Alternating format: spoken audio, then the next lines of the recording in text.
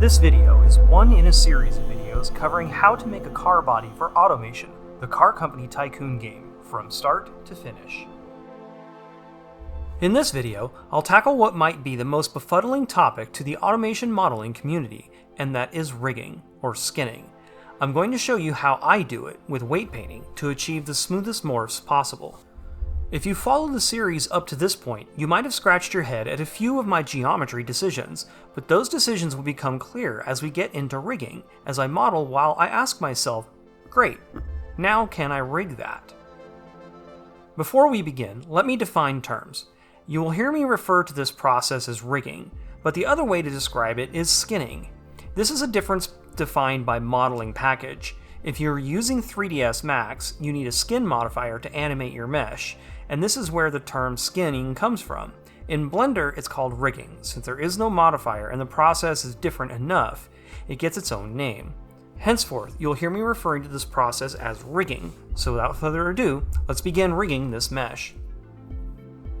I'm going to start by adding an armature from the Add menu, which I'm sure by now you know is accessed by Shift-A. A special note about the armature. Do not rename this. You only need one armature for every body in your project, and if you rename it, the entire rig will be lost in translation between Unreal and Blender, and you'll end up with a mesh with no rig. So again, do not rename the armature. I'll navigate to the Skeleton tab in the Properties window, and I'll open up the Viewport Display dropdown. I'll tick the In Front box and the Names box so I can see each bone name, and it'll always be able to see the rig in front of the mesh. These are personal preferences. Set them up whatever way suits you. Now I'll tab into Edit mode on the armature, and I'll scale it down a little. The size is more of a personal preference, so size it in whatever way suits you. Now I will move over to the Bone tab, and I'll rename the bone to Bone Root. Now, if you're a little confused because I just said don't rename the armature, that's understandable. This is the name of the armature, and this is the name of the bone. It might help to think of the armature as a container for the whole rig, rather than the rendered object. A quick detour over to the body, but an important one. I'm going to navigate to the vertex groups, select each one, and set the weights of each one to 0. You might be tempted to just remove the shrink wrap and glass inset groups, but we can use them again later when we make our variants, so instead, I'll just set their weights to 0. The process for this is to highlight the shrink wrap vertex group, set the weight to 0, and click Assign. Then repeat those steps for the glass inset vertex group. We don't need to do this step for the seam and seam pulls vertex groups, because their weights are already set to 0. Now I will add a new vertex group, and I will name it Bone Root. Vertex groups are case sensitive, so make sure you match the names of the vertex groups to each bone precisely. With that vertex group created, I will select the entire mesh, set the weight to 1, and apply that weight to the entire mesh.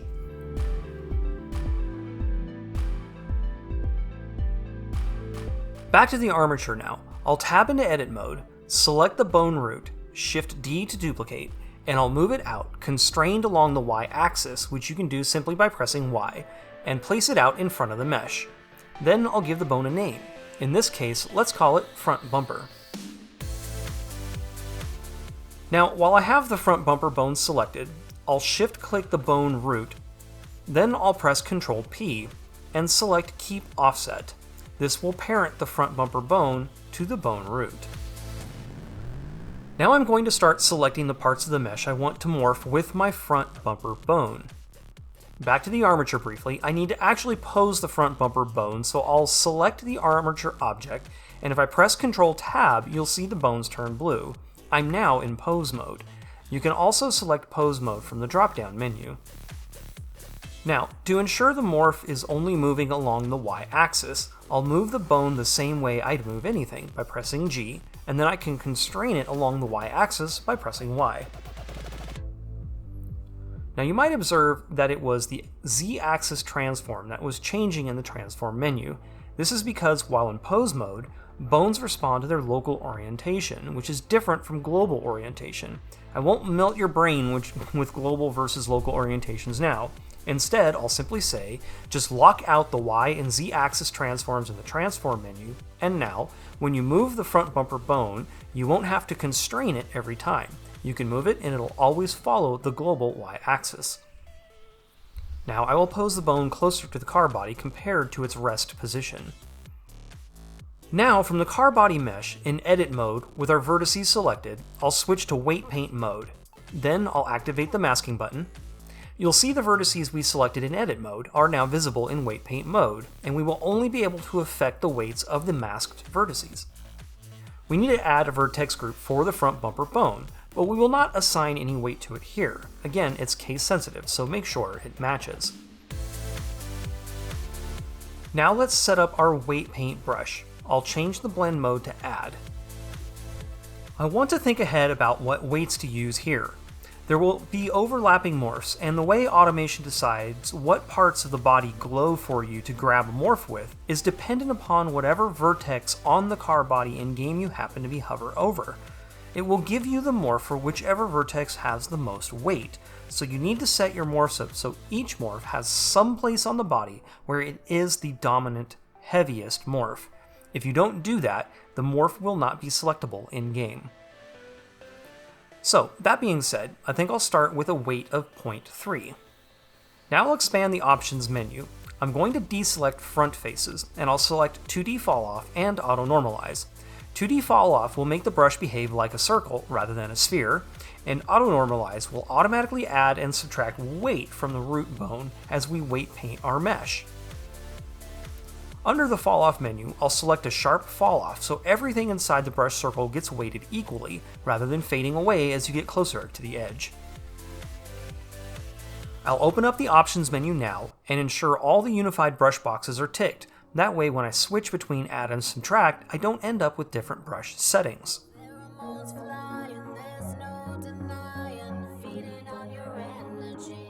Before I begin, I have one more thing to do. I need to add the armature modifier to the car body mesh and assign the armature to the object field.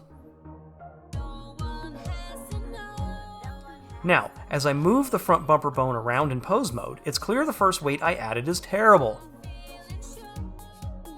So let's jump back into weight paint mode, and I'll select the subtract brush and subtract the weight I had previously added.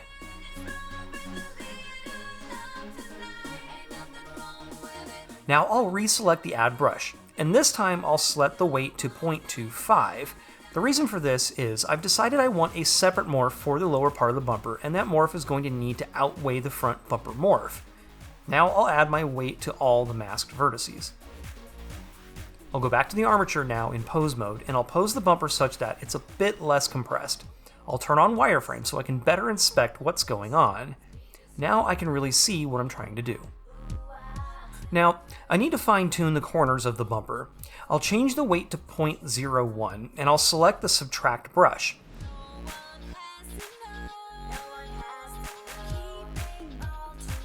Alt-Z will put me in X-ray mode, and now I can more clearly see the mesh I need to subtract from. So I'll work around the curve of the bumper and do a little subtracting, each mouse click representing the removal of 0.01 from the front bumper weight. I can switch between the add and subtract brushes as needed to make fine adjustments.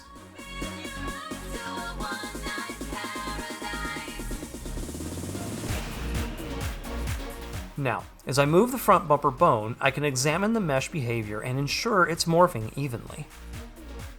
And I can also check it with the shiny orange matte cap to ensure the reflections are working. Looking good.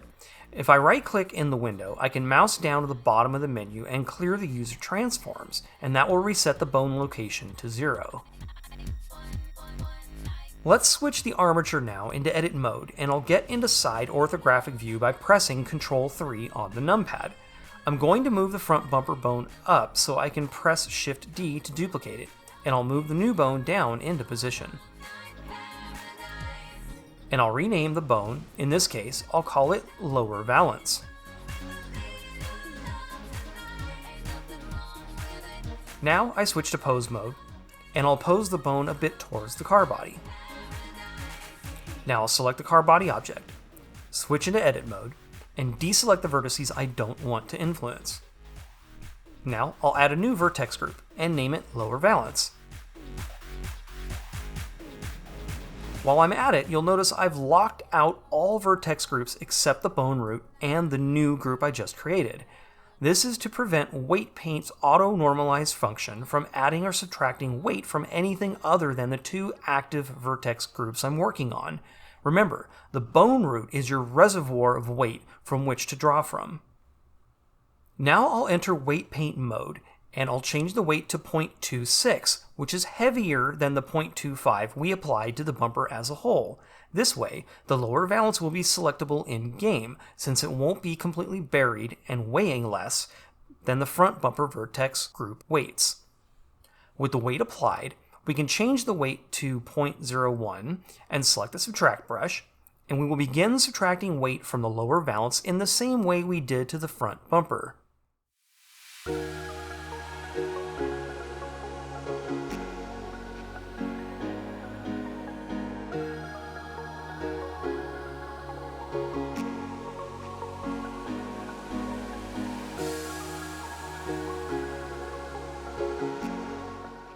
Now back in pose mode, we can test our new morph.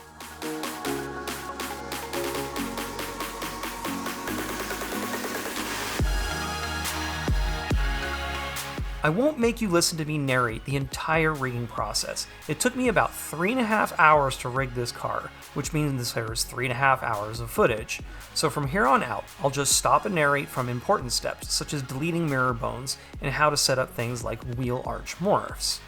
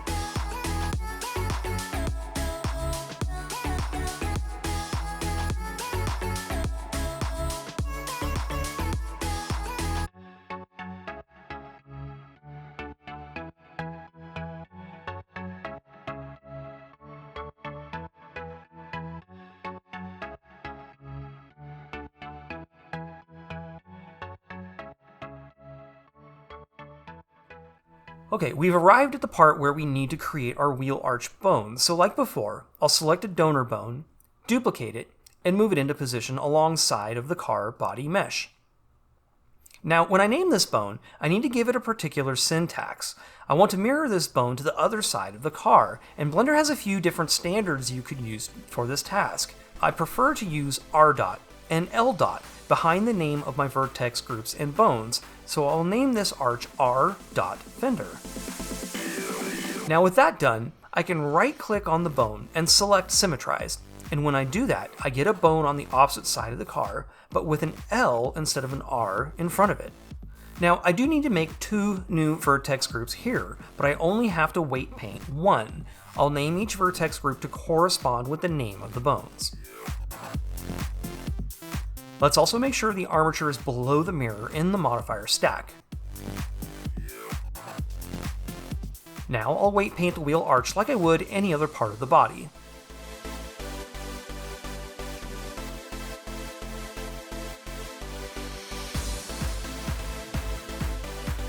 I'll also change the default constraint so that the bone only moves along the x-axis instead of the y.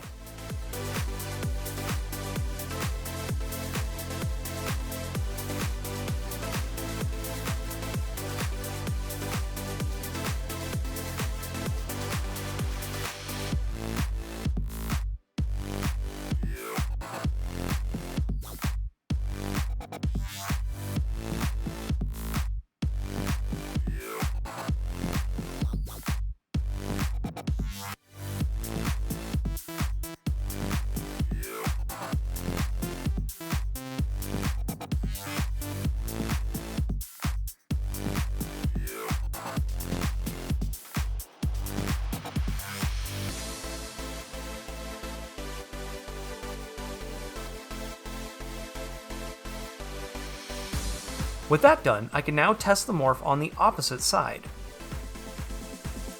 I'll make some more adjustments until I'm happy with the way the morph looks.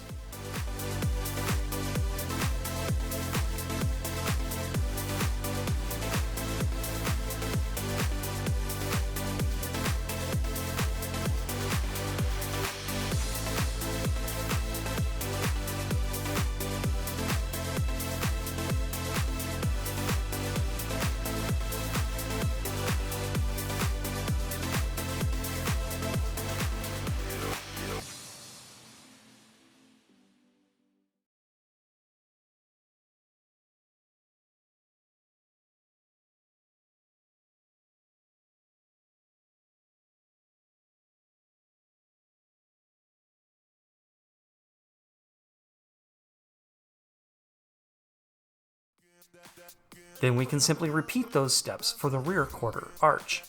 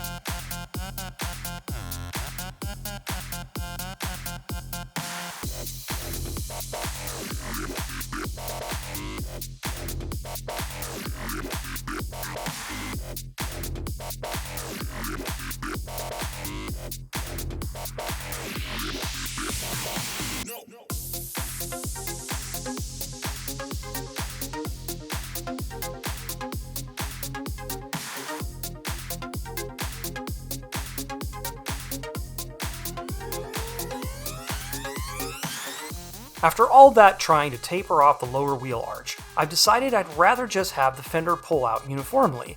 The taper just doesn't look good, so I'll show you a little trick to copy and paste the vertex weights. First, I'll highlight all the vertices I want to have the same weights. Now I'll select a vertex that has weights that I want, and I'll open up the Item tab.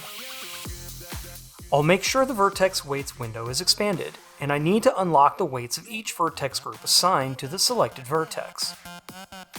Now, if I press Copy, all the highlighted vertices will have the weight from the primary selected vertex copied to them. And just like that, the wheel arch is uniformly weighted. I'll redo the front arch, repeating the same steps.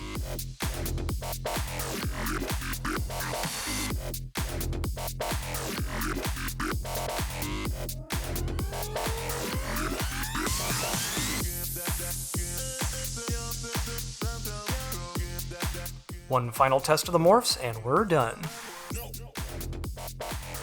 This will conclude this video. If you found it useful, give the video a like, and hit the subscribe button to get more videos like this one as they're released. See you next time!